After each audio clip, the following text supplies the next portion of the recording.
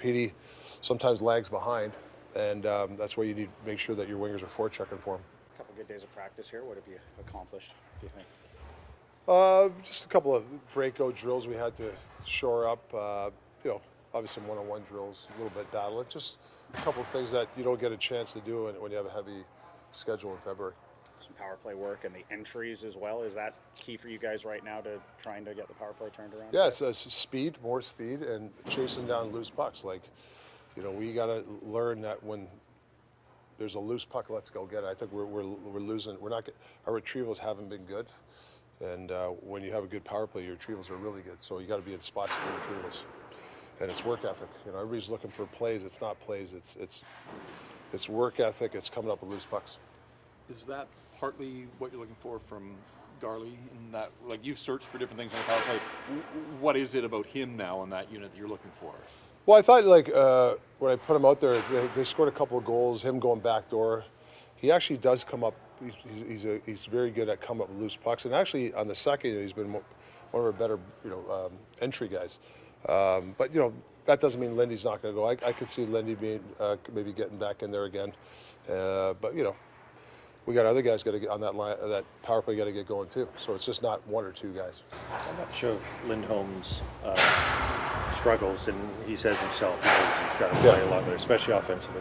How much do you think in your conversations that's due just to how he's feeling and his comfort level and his confidence rather than just physically what he's doing on the ice? Well, I think it's a partnership. I got to try to get him in situations to make him feel comfortable. And also, he wants to elevate his game also. And I think there will be an elevation. I think he's got too smart of a guy. But, pushing the pace a little bit more. He's in great spots, which is great, but there's times where we want to attack where he's got to get going too. So I think it's I don't think he's far off. Last game, a lot of guys weren't that great. But I think he's the type of guy that's a smart guy. He's done it before. Do you think because he's so conscientious defensively, and I think that's kind of his fallback position if things are going poorly, at least defend well. Do you think he's too much in that mindset at times and not enough thinking about attacking? Or yeah, I think that's a great question, because I think you got to find that, I keep saying that sweet spot, when to go and when not to.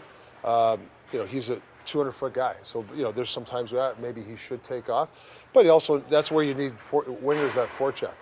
That's where guys like Potsy's learning that to time yourself where you're getting on the forecheck, because if you're playing that 200-foot game and your wingers aren't forechecking, it's a tough night. I mean, you're basically playing defense all night. So I think we're trying to get situations where he gets some wingers that are going to really forecheck hard for him. Garley's really good at that. When Garland and Dakota were together, they're pretty good tandem on the forecheck. That's why it's always good to have that guy more conscientious. Same thing with Petey. Petey sometimes lags behind, and that's why you need to make sure that your wingers are forechecking for him. A lot's been made about the week here and practice and rest and everything else, but hockey players are creatures of habit. I mean, you've lived the life. Sure. Do you get antsy at all, when there are so many days between games, just to kind of get out of your rhythm a little bit? No, not really. I think pockets of the year when you get chance to stay at home, see your family, but work at your game, that's really what you got to take advantage of. I went through the schedule with the players today. I showed them the month of March, how many days off they're getting, how many practice days we're getting, how many games we're playing. You should thrive in this environment. This is where I don't know how you could be tired, in games. If you're going to lose a game, it shouldn't be because of fatigue. So I think it's a mindset. We're in I hate to say it, uncharted waters for a lot of guys on this team. It's go time. There's 15 games left. It's get out of third and fourth gear. We got to get the fifth gear. It's not wait till April. It's let's go. That's the message, and I think it starts in practice. Some guys still have to understand. Maybe in the past, March practices don't mean much, but they mean a lot now. So you got to, hate to say it, it's got to go to another level. Rick, you talked about Lindholm. When a guy comes to a new team, there's a lot of off-ice stuff going on, right? Some guys, does that affect them more than others, that their minds may be a little bit somewhere else? Well, absolutely. I know his family didn't come out till about 2 weeks ago, so there's a long stretch. He didn't have his family. He has a newborn. So, yeah, some guys are affected by that. and which so you, as the organization, you try to help them out. Hopefully, guys are taking them out to dinner. You're spending a lot of time with the guys until his family comes back. So yeah, some guys deal with better than others. Rick, what do you want to see in the game tomorrow that will let you know that your team's taking advantage of these 2 days of practice? Business-like, forecheck, play fast, come up with loose pucks. You know, whether we're up 3 down or down, whatever, to stay in the system. You know, for whatever reason, when we get a lead, our numbers go. We're not good. Our turnover rate goes high. We don't force the puck. No, it's either guys or I don't know. I mean, I don't even want to say why. I hope it's not for guys' individual success. When you're up 3-0, you should not back off. You want to be aggressive but smart, and I think that's when you put the other team. They have to push, so you can catch a team on a 2-on-1. You know, if they or you catch them on a bad pinch, that's what I think that this next level for this team. You kind of alluded to that, but when you get 2 early goals like you did in that last game, is there this subconscious mindset that maybe this is going to be an easy night? Because it happens not just to you guys, but lots of teams and lots of sports. Can't have it.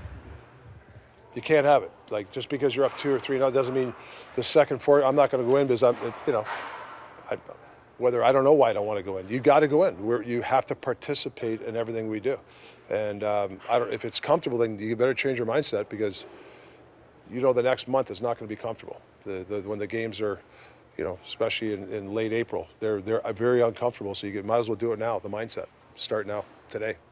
I think when people looked at the schedule and the 9-game homestand and it was Winnipeg and Colorado and sort of like those are the big challenges and then maybe it drops off. Now you get Washington and Buffalo. I know you're only focused on Washington, but I mean the definition of desperate teams that are bumping up against the playoff bar and probably last night in Seattle, I don't know if you watched the game, but watch it, like, you know, for 20 years it's always been about Ovi. I know he's still there, but it seems like now they're much more about locking it down and they don't give up an awful lot. No, they clog up the middle, and then you got Buffalo next. Another desperate. They're one of the hottest teams. They're desperate too. We're playing desperate teams. Even I don't know even if teams like that are out of it, they're playing their young guys, and we were there last year. You know, we were winning games. We were beating some half decent teams, even though we're out of it because the guys are trying to prove themselves. So there's no easy games. So that's the mindset you have to have.